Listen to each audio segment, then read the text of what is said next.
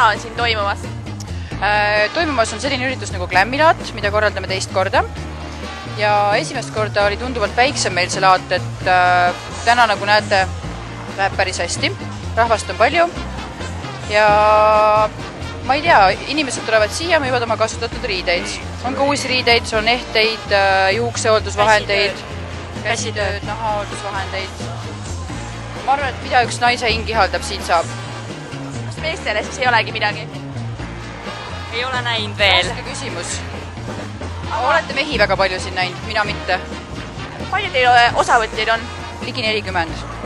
Kas te ise ka müüte siin? Jaa. Midagi ikka tuleb välja Me ei panna. ole veel jõudnud oma stanget üles panna, aga ma arvan, et mingi lähema 5 minuti jooksul pärast intervjuud see leiab aset. Aga kuidas praegust mulje on võrreldes eelmise aastaga? Me ei teinud eelmine aasta, me tegime jaanuari alguses, et me teeme kord kvartalis ja siis me tegime 3 nädalat reklaami ja meil kokku tuli ligi 20 osalejat. Me tegime restoranis Glam ja Sealt tuli meie laada nimi üldse.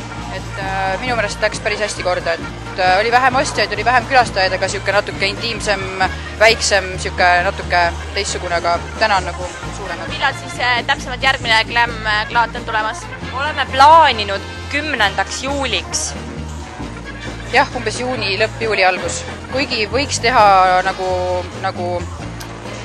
vabaõhuürituse, et kui on ilus ilm, aga kes seda ilmataati ette teab? Ja kus inimesed saavadki tulla müüma või teiega kontakteeruda?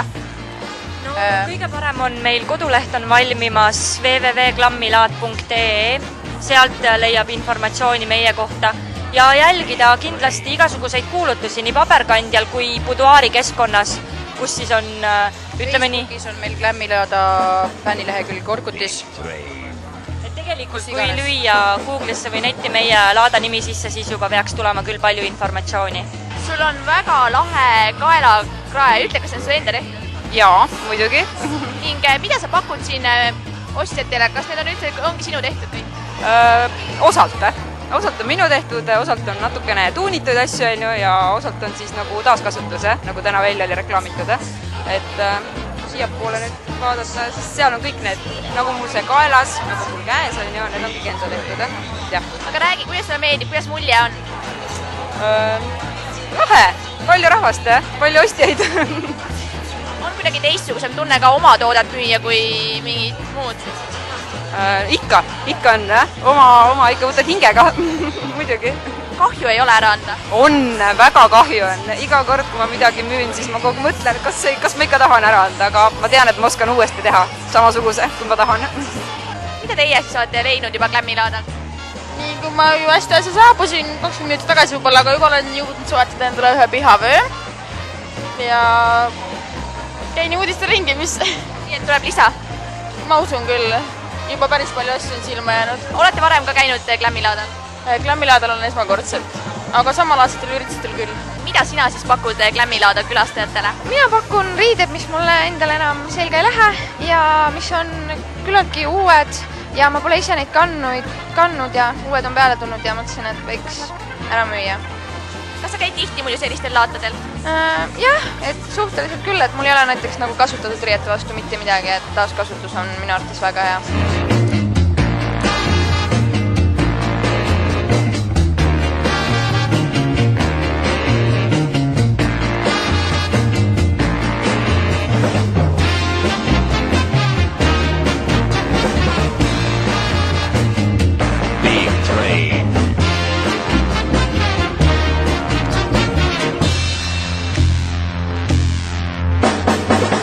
Big Train.